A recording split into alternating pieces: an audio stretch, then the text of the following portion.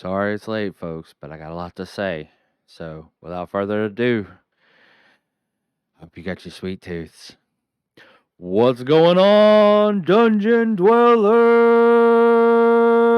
Welcome back to Dave's Dungeon. I am your host, as always, the one, the only, Dungeon Master Dave. Oh boy, Candyman. When you hear that name, I know it. You know it. We all get a little spooked, a little chill, a little bit of fear goes down the back of our neck because we know what that name means. Oh, Tony Todd, my vote for the number one scariest person on the planet. Okay, and one of the reasons for that is because I saw this movie when I was 4 in the theaters. But today's not going to be all reminiscing because we're not just covering one of them, we're going to cover both. And this putting them side by side for me has changed the way I want to talk about them. So we won't be getting into plot and setting and all that jazz of these two films because to do that would be like a 2-hour lecture and I don't think anybody wants to do that. Okay. So I'm gonna give you sort of a blanket review, a blanket rating for both. Yes, go see them. Yes, the original is still a 10 out of 10. It still holds up. It's one of those quintessential perfect horror movies that everyone should see at least once. But the new one. Where's my rating on the new one? Pleasantly surprised at a 9.5. Whoa, you're saying. I can hear you now going, whoa. Dave don't just hand out A's. Dave has a scale and measures, and yeah, it's still a 9.5. Let's talk about it. So, before those of you who might be a little confused, no, it's not a remake. The 2021 version of Candyman is, oh, what's the best way to put this? It's like the fulfillment of a promise. Like the original film did certain things and it told us certain parts of the story. And then at the end of the film, it kind of made us a promise of, well, should history repeat itself, this shall continue. So it's hard to say it's a sequel because it's not a sequel to the events in the same way that Candyman 2 and 3 are. But it is a sequel in that the first story's here, and then the second story is sort of, well, let's come back to here after so long to see where we're at given the situation. And for me, as someone who saw this when they were 4, it scared me. Okay, that's the first thing. But the one thing I saw was a different upbringing than mine. That's the one thing that did stick with me throughout this. And sorry about the ding of the phone. That's just me being foolish and forgetting to turn it off. My bad. But anyways, for me as a 4-year-old, it was getting to see other people's livelihoods and getting to see what it looked like in the city and what it looked like in these other places that, was unlike where I was from because I was from rural, middle of nowhere woods, basically. We lived in non-urban areas. So to get to see what it was like to live in the city was number one for me, scary but also informative. Um, and that's one of the things that I didn't take away from the film that was as bad as it seemed. Because as a kid, the horror of the film came from the monster, and that's what I ultimately took away was the fear of Tony Todd, not the fear of systemic violence, government overreach, racism, economic forces of entrenched systemic violence against a group of people. That's what I didn't take away. That's what I didn't see. That's what I didn't know was a situation, 'cause as a 4-year-old, you're thinking, "What society doesn't wanna see everyone in it succeed?" But I've since grown up. I've since come to realize, "Oh, okay." And upon the second viewing of this film, whole different takeaway, whole different perspective, because I share Helen's perspective. I am the visitor. I am not the person who lives there. I'm not the person who experiences Cabrini Green like it is every day. I don't have Anne Marie's troubles of also having to live in a building that's falling apart with violent people around me, with drugs around me, with all sorts of elements that are problematic. And then having to deal with the societal judgment of, well, that's what all of them are. And that's the worst part of all of this. Because this whole scenario is dealing with the idea, both Candymen, both, I mean, line them up, are dealing with generational trauma and how we as a society are derelict, dangerously so, in the way we deal with generational trauma and the way that we address it. You want one example of it? I mean, not to bring the video down any lower, but look at the way we deal with shootings. Just shootings. I didn't say any particular type. Just shootings in this country. We're not real good at dealing with generational trauma, especially ones that are seen as systemic or economic. And a lot of what you see in the start of Cabrini, of getting to see Cabrini Green, this area that both movies are dealing with, is that in one hand it's dereliction, and in the other hand it's too much control. You know, too many people have control, but are doing nothing to make the situation any better, except for when it's going to benefit them. So you get in the movie and you meet Helen and you meet Bernadette, and they're trying to learn the myths of folklore that are in their area of Chicago. That's where I believe the movie's set there. If I'm wrong, someone will correct me in the comments. I'm pretty sure, but I am fairly certain Cabrini Green is in Chicago. Um,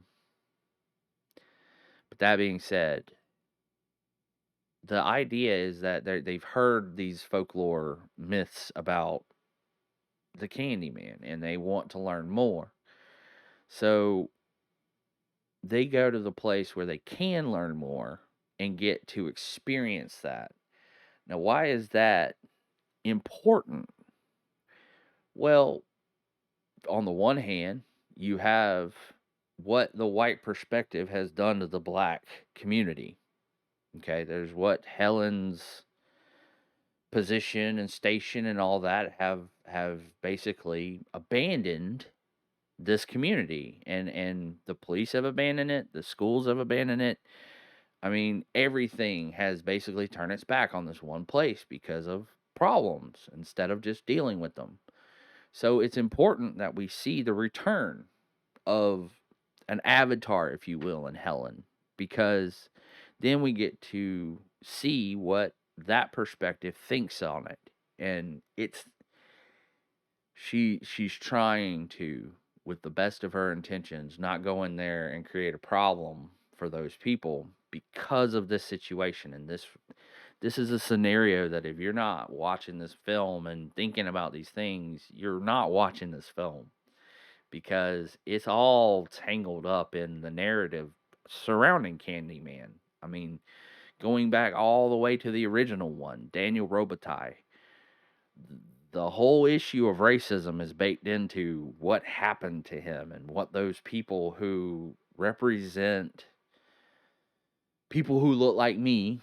Again, in the middle of this video, I'm going to go ahead and say it. I am white and I apologize for all the years of systemic racism, for all the years of continuing racism that we're having to deal with here. I'm trying to be a part of the solution. And these movies offer a vehicle for looking at that. If you want to get down to it, if you really want to, they offer a vehicle for looking at how we as a society treat one another.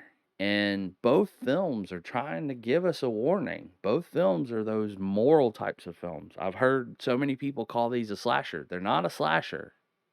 They're societal horror and they're moral films. The Candyman is not running around these streets in the first film. In my theory, in my thoughts, in the way that film presents it to me, because this goes down to the whole issue of perspective, and it goes down to the movie's use of the mirror of how much are we seeing is real versus how much is an illusion or a reflection or in some way a bending of our perspective, if you will. How much of it is, now versus this history just being presented to us in a reflection that we're not actually seeing what's going on. So a lot of the film is tangled. It's this braided sort of tangle of all these things that are playing together, and you're experiencing it through Helen. But our first victim, and this is where both films are looking at who's a victim versus who's guilty. And the movie does a crazy job of using guilt throughout, because your first victim is your stereotypical boyfriend girlfriend white couple babysitter story. Babysitter wants to get freaky while she's supposed to be doing her job, ends up hearing the story of Candyman from somewhere and gets killed. And that's as much sort of story or meaning as it's given. That's the basic premise of said the name 5 times in the mirror, got killed. But then as we get the people who've actually experienced Candyman in some way, the people who've actually been in the history of what built Candyman, actually been from the place where Candyman's from, their story has far, far more of the details that make it meaningful, suspenseful, that make it have weight, that make it just actually feel scary, because you realize that this is something that's just happening and people don't understand it, and it has something to do with the history of this place. And you get into sort of the exploration of that through Helen and Bernadette talking to the other professors later in a dinner scene, which as a kid I'm sitting there thinking, oh, this is just a bunch of adults talking, this is throwaway. But turns out one of the most bald-faced sort of lines from the film is the professor who's talking to Helen, and he says, "Oh, you should have read my paper on the history of Cabrini Green. It is the end-all authority on the subject." Meanwhile, she's down there taking pictures that this guy has never seen, because he has never been to Cabrini Green. Because if there's anything more separate, it is academia from where it comes from. Okay? There's nothing more separated. Academia is here, trying to be high minded and hoity toity, understanding the cutting edge of every idea. And here's society going, well, we really only need to understand it here. The rest of this is not necessary. Yeah. Thinking we have the answer, may not need it. So there's a disconnect. Whether the two are not actually here or whether it's different, who knows? I'm not a socioeconomics professor, okay? Don't ask me what societal forces do what. It's not my job. But what I will tell you is that the the forces in this film are on full display. The true horror of this film is not in the monster, it's not in the killer, it's in what creates the killer and what situation we would have to deal with that monster. You get what I'm saying? It's not necessarily that Candyman is the scary part of the first film. And in a lot of ways that comes down to how many people does Candyman actually kill in this film? For those of you who've actually watched, I'll quiz you. You got it? Did you answer? the answer, if you didn't answer 0, you are wrong. See? Now I got you thinking. Because Helen was at every murder that we witness throughout this film. We never actually see Candyman until after Helen gets a head injury. So, is all this just Helen losing her mind, like the doctor said, where she was put in a hospital and sedated and then stabilized for a month? Or is this all a supernatural story about some myth that's come to life and is killing people? Or is this yet another white person bringing a problem? Because the myth got too real, because the violence got too real, and she lost her mind and got caught up in the story. Some people are going to go watch that movie again. I guarantee you, because they're going to go, wait a minute. Wait a minute. No, we see him kill the husband at the end. No, remember, the husband saying, "Oh, Helen, Helen," and then Helen shows up. So again, we never see Candyman actually kill nobody in the first film, and we don't even know that he's real. Other than the story of Daniel Robitaille in the first film, that's the only perspective we're given on the killer. How about that? The history of all this stuff is actually better repeated by Anne Marie, the woman who Helen ends up being in the apartment of, and whose kid ends up getting kidnapped by Candyman. Which really, by my standards, is kidnapped by Helen, because Helen's literally going into fugue states, remembering where she put the baby. Okay, you can't really tell me that Candyman did that when Helen's going, wait a minute. Let me work it. Let me work it. Oh, wait. No, I put him in there.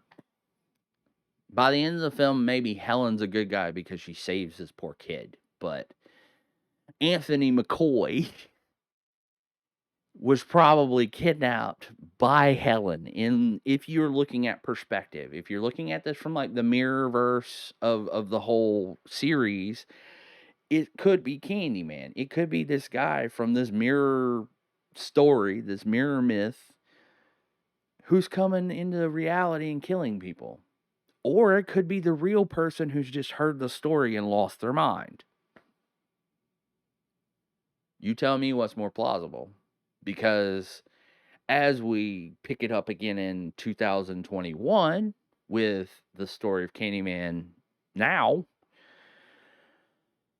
the Helen myth is really just the catalyst of the story.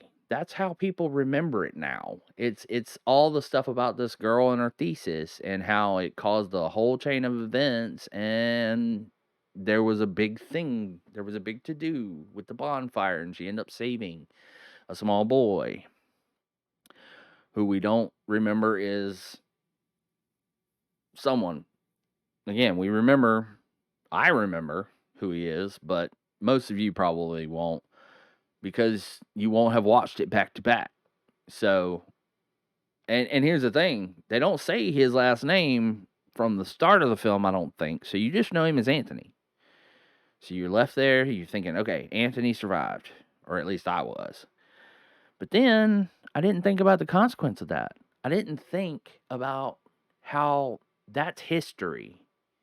And then they present to you that Anthony doesn't know a lot about that history, and he's always wanted to know more. And that's when it hits me that he doesn't know what happened. And so that's the way we start Candyman 2. You start from an Anthony who is in the neighborhood, is still a part of this community, but now Cabrini Green has been built up. It's now no longer the terrible place it was. It's now the great place it is. But gentrification is what did that. Not, well, let's help these people and pour money into the community. And the way that looks is they start enticing people from outside the community to come move in, and they do that by giving them a deal and giving them a better rate and doing things that are not fair to the people who already live there. If you can't tell which side of the issue I'm on, please please ask and I will inform you, because it pulls it to today. It takes everything that was there in Cabrini Green. It takes all the bad. It takes everything that was part of the situation then, and it just moves it to now, and it shows you how it's changed. One of Anthony's earliest struggles is with the idea that he benefits from the benefiting of of the community as much as anybody, and people keep putting that in his face. So it's like, well, when is it okay? When is it gonna be okay before these forces are able to just go, look, enough. Let us have our lives, because we've already been through hell of what it was like before, and now, now it's like a new type. It's just a new way to suffer. It's a new way to be denied what I need, and one way or another way for you to put your control on me. So the film starts from this sort of charged position that is, it just carries throughout, and it's so it's so hard to say which one gets it right, because I think both get it right, and I think you need both. You need Helen's story. You need, and even the police officers in the first movie say it.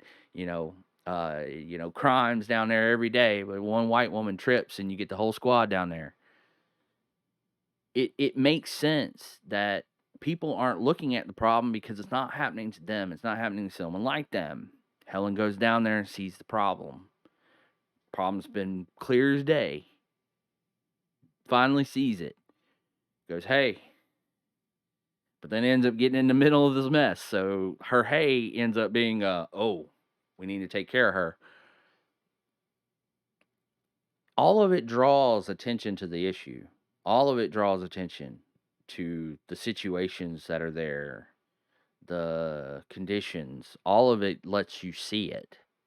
All of it puts you there in a sort of raw way, to the point where it becomes apparent from the first shot in the new film that this is a situation of, well, nobody had any interest in Cabrini Green before this, but now everyone has interest in Cabrini Green because they're going to develop it. And that's not just business, but that's also the authorities. That's the police. So from the first shot, the first thing that greets you is a police car. In the first film, you couldn't get anybody down to Cabrini Green to even clean up the bullet casings. That was part of the story.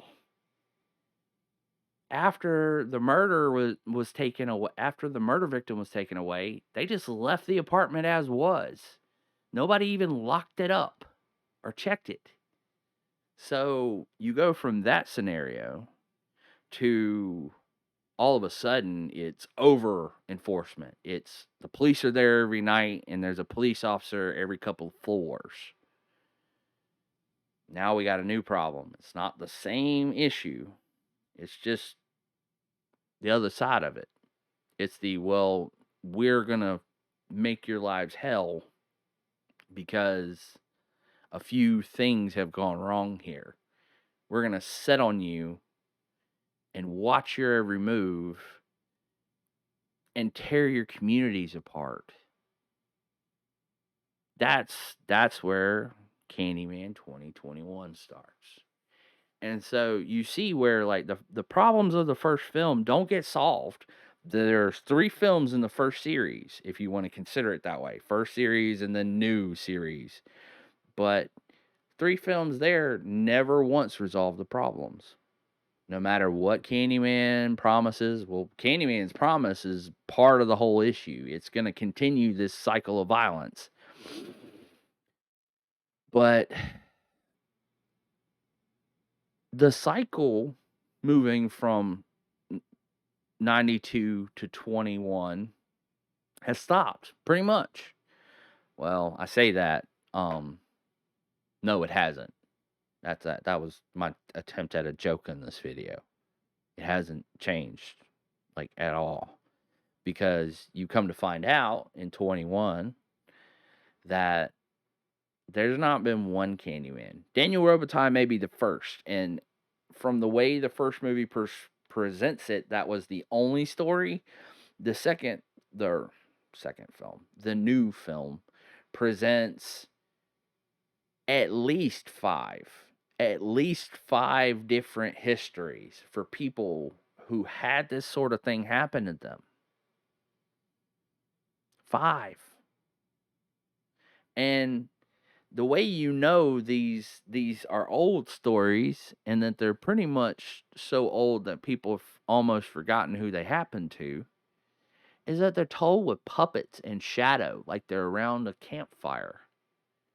We use shadow puppets and shadow stories to tell stories in oral tradition when we're trying to make an image that we're trying to describe come to life. We might use a shadow puppet in an oral tradition. So here we see oral tradition, we see history, we see a whole bunch of development in just the earliest story of Candyman.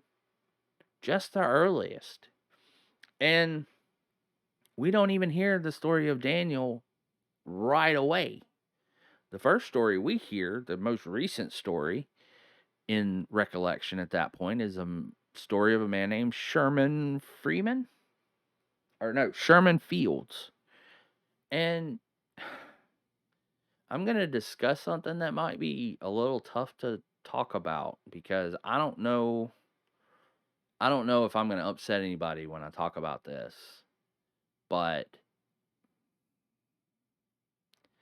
the similarities between Sherman's history and the history of Emmett Till are, if you know anything about Emmett Till, if you know anything, the story is gonna ring a bell and it's gonna hit you, and you're gonna feel a certain way about it, and you're gonna wonder why, and then you're gonna remember Emmett. Something's gonna happen, and you're gonna go, those people told a story, and they decided to include. I don't know if it's a whole story or if it's just enough of the details, but they they captured something here that probably has 1,000 names attached to it. But the one it screamed at me was, Emmett Till. That's the one where a boy was accused of flirting and having his way with another girl, and he obviously hadn't, but he was beaten so bad that he died, and he was not recognizable when it happened. And I'm getting upset and getting flustered, so I can't even talk. Um, but it's like that story planted itself in Candyman. And so you see over time, the Candyman of now is developing as a history. It's developing as this set of things that happened over time that never get resolved, never get dealt with. They just get pushed aside and pushed down the line and told we'll deal with those when we can deal with those in the future, and then never dealt with. Never once addressed, never once kind of engaged. You don't really actually see any change but of the signs, of the frontage, of the people who get to live there, and of the price of rent. Somebody, I don't remember who today, reminded me of the song Down Rodeo by Rage Against the Machine. And it just made me think of this all over again. I was like, I just got done watching Candyman. And that's like the same scenario where it's like Rodeo was Rodeo Drive. But then gentrification, Rodeo. It's no longer a place, but for those who can get in. And I don't know how you feel about that personally, but I myself don't quite think there should be places like this. They do nothing but make it harder for the people around it to live. They do nothing but make it harder for people with jobs and kids and families to get places to live. So, but that's not this movie review. Woo. So, what all's going on in the film? Well, we've gone from this idea that there's no authority in the area to now there's all authority in the area. So now you and I might be scared of Candyman, but the real villain in the second film is not Candyman. It's not. I hate to say it, but it's not. It's not Candyman. It's the authorities. It's everything going on. It's the scenario. We we've effectively gotten away from Candyman as a villain because this film does not treat him that way. And the first film, for all intents and purposes, didn't either. Candyman was a force. Candyman was vengeance in some ways, but he ends up becoming a mechanism for the continued cycle of violence. The continued wrongs lead to wrongs lead to wrongs that the society is played by. So, where do we get change in Be My Victim? Candyman comes to Helen and says, "Be my victim." So, here's where, like, the second movie is not playing the same game as the first. First off, the two movies treat guilt differently. The whole idea of Helen learning the whole story and then coming face to face with a violent attacker, and then she sees him for the first time, and he's like, "Be my victim. Tell this story, but in the way that it needs to be told so people will actually hear it. Be my victim."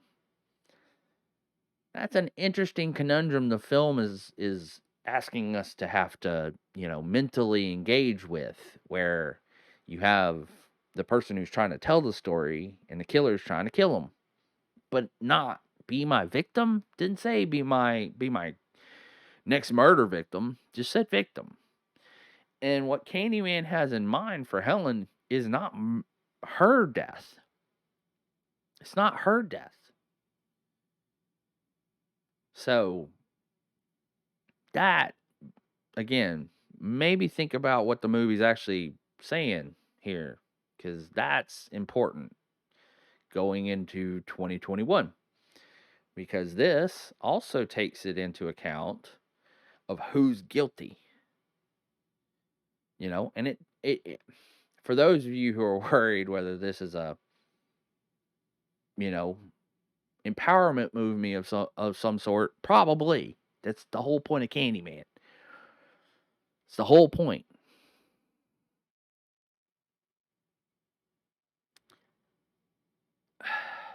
The the real crux of what I'm trying to get at here is that this is one of those films that I don't care what side of the story you're coming at it from, 92 or 2021, it's all around this one specific nugget. And as you watch, and as you deal with what happens in 2021, I'm not going to spoil it. I want you to see it. I want you to watch it. I'm not going to tell you what happens because I really like it that much. Given how much the first movie's a 10 and this one's a 9.5, and the two movies work together, please watch this film. Nia DaCosta, Jordan Peele, and Win Rosenfield did an amazing job writing and directing this. There are so many good shots. The idea of all the little details playing together and leading you to what you inevitably get is superb. The use of details is also useful in looking at how the metamorphosis of the film happens, not only in the events that happen to lead us to the eventual conclusion, but in the change that happens within.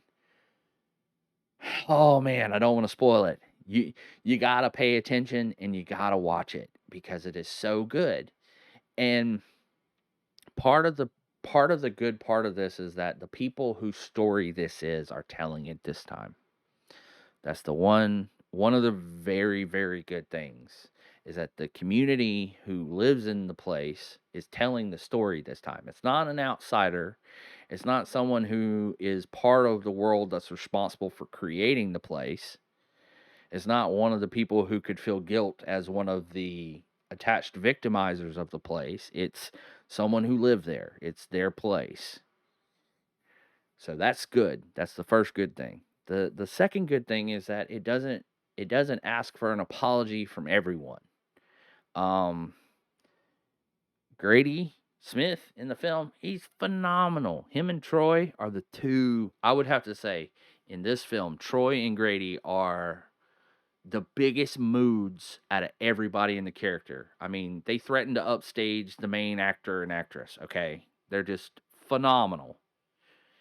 And if this were a movie with Troy, it'd be over in about 5 minutes. I'm just gonna say that now. Troy'd be like, "Mm-mm, get out. Get out. We're not doing this. We're not doing with this."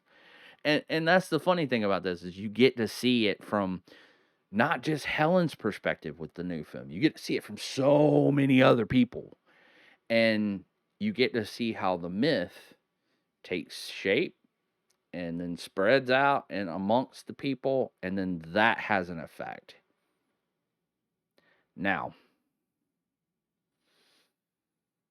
my one gripe, my one teeny tiny little gripe is that between the first movie and the second movie, Helen was pretty, I don't want to say 100% killing those people, but she was dang sure taking the bullet for each and every one of those murders, ending up with the murder weapon in her hand, and a fugue state afterwards, so she didn't recall what happened.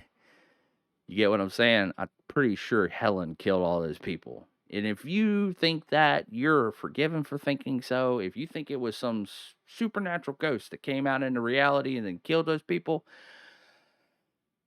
boy, you got a good imagination and I appreciate it. Okay?